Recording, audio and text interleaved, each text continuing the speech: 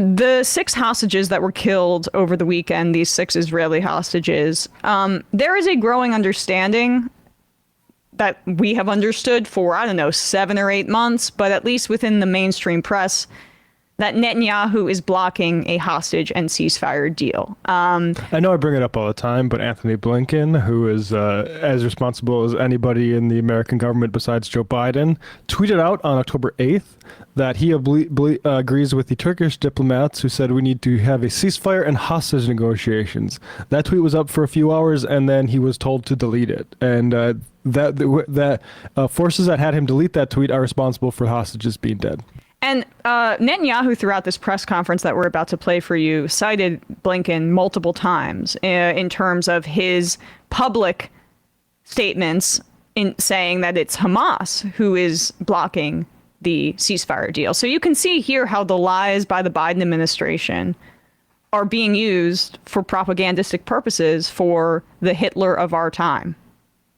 And so he's now, his latest gambit is to throw a wrench in negotiations by making the Philadelphia corridor the issue at play here.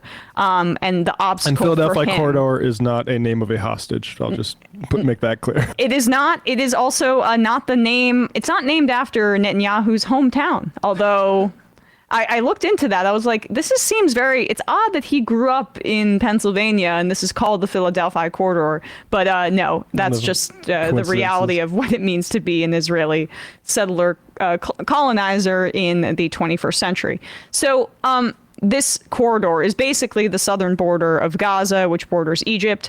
Netanyahu is claiming with zero evidence that there are tunnels under the Philadelphia corridor, and we know from Haaretz's reporting that this is not true. Let's pull up what Haaretz reported yesterday about this, that he is using this corridor being some sort of supposed security risk as a way to sabotage negotiations. This is from the mouth of one of the people in the coalition. Netanyahu decided against hostage deal weeks ago and found Philadelphia to be an effective spin. If we could scroll down to the first paragraphs here, which they sum it up quite quickly.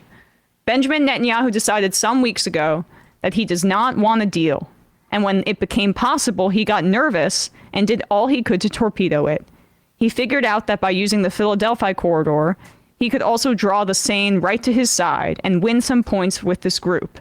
The media fell for this spin and is consumed all day long with the questions of yes or no to the Philadelphia, when the real question is the fate of the hostages versus the fate of the coalition. These words do not come from opposition politicians or anti-government protesters or even from Defense Minister Yoav Gallant, the only minister in the government who is fighting for the hostages' lives. Okay, thank you for that framing, Haaretz. This person who's also, by the way, subject to an ICC warrant, pending warrant. They come from a source in the coalition who is closely involved in and part of the government. So this is somebody in the coalition, which is a right-wing coalition, telling Haaretz, it's been decided for weeks by Netanyahu that he wants to sabotage these negotiations and is coming up with this new obstacle for that reason. And he just keeps moving the goalposts to extend the hostilities, to extend the genocide, and to even expand it, as we now see the IDF is striking the West Bank, where there is no Hamas. They're striking the West Bank with bombs. So here is Netanyahu at a press conference yesterday in Jerusalem. He answered some questions from some Western outlets. And with all of that context in mind, with the Philadelphia corridor being the wrench that he throws into these negotiations, being in the background of your mind here, he shows a map at this press conference that shows Israel and does not include the West Bank at all. Just it displays a map where the entire West Bank is a part of Israel. And so a reporter here with Sky News follows up about the removal of the West Bank from that map. And Netanyahu just gets extremely pissy. He was very defensive and angry throughout this whole press conference. here he is responding to that question. Prime Minister asked from Sky News, I don't know whether we can see that wider map of Israel again, whether it's technically possible to get it back up on the screen. Go ahead, show it. You said at the beginning, the slightly wide one. No, a bit wider. There we go. You said at the beginning of your speech that Hamas and others in the Middle East want to wipe Israel off the map. You have literally wiped the West Bank off that map.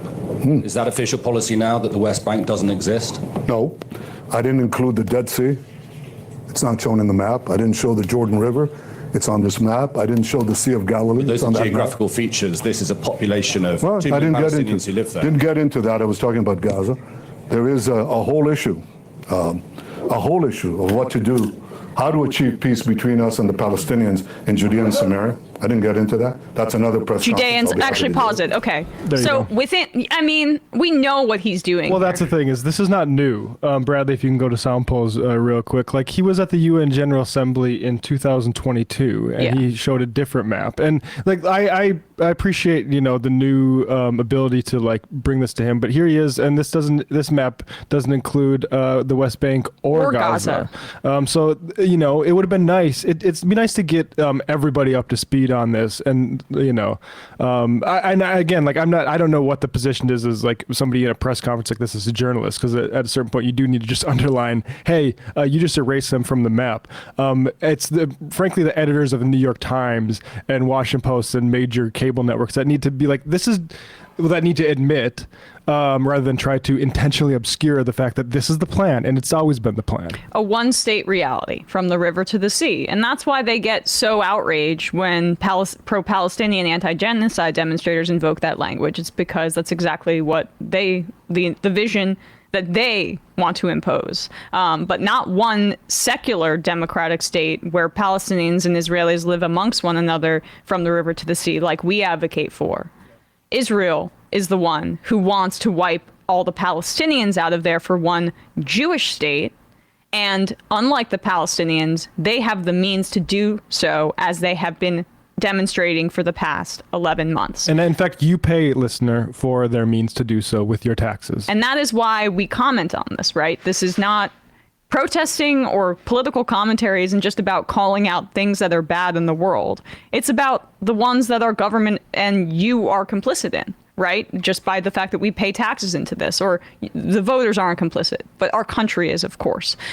So he mentions Judea and Samaria there, which is a key point. That is exactly what the right-wing fundamentalists in Israel want to hear, that there's no West Bank, that it's Judea and Samaria, that it's biblically promised to the Jewish people in Israel. And when he says that, it's a tell. When he uses this map in public, it's a tell. So he lies as easily as he breathes, Netanyahu. Let's keep going.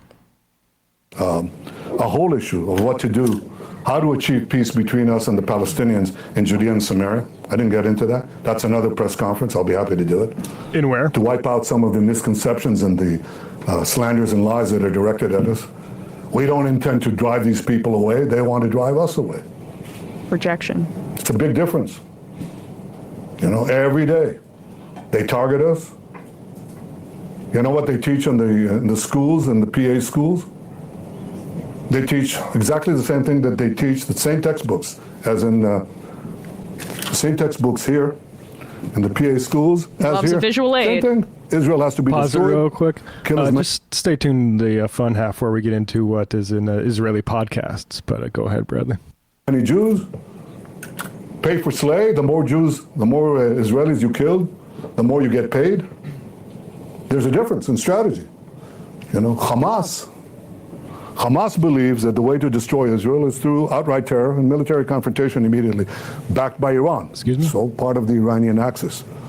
The Palestinian Authority believes that the way to do it is by ICC, by having lawfare, absurd charges leveled at Israel and its leaders, including. All right, pause it again. I'm sorry, because when I forgot that I had heard that lawfare thing yesterday. Lawfare. So Just are you copying and pasting the Trump administration's like press releases? This guy's watching Maria Bartiromo. Oh, hell yeah. Or at least DVRing it because of the time difference. The Iranian Axis is just updated Axis of Evil stuff from the Bush administration. This is a far right, like a American neocon, right? Like let's not talk about him in any other terms. And he came after 9/11. He testified in front of Congress about this is awesome for us. I mean, excuse me. It's a very serious it's very moment for sad. everybody. And then he testified in front of Congress about how the Iraq War was a phenomenal idea. This is his ideology.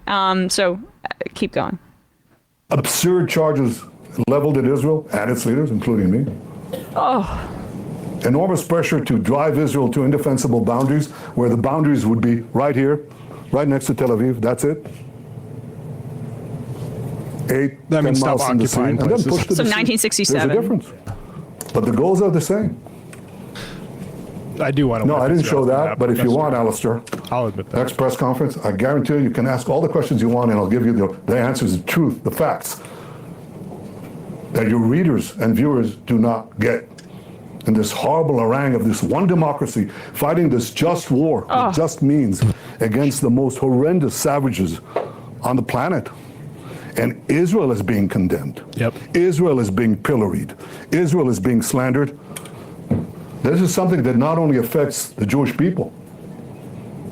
80 years after the Holocaust, when our enemies are openly declaring that they'll make another Holocaust, it also affects You're doing a a Holocaust. meager democracy that is fighting the battle of all democracies against these Battle of all. barbarians. Can So, yes, I'll be happy to anything talk. that Israel does just be like a normal state like action, or does it everything have to be qualified as the most moral or most important thing in the world? No, they have to be hysterical like that. They have no other register, because otherwise you start to scrutinize, like, hey, do we tolerate ethnic cleansings and, in fact, Holocaust, let's use that term, of the Palestinians because of this fucking project that started 80 years ago? No, it's done.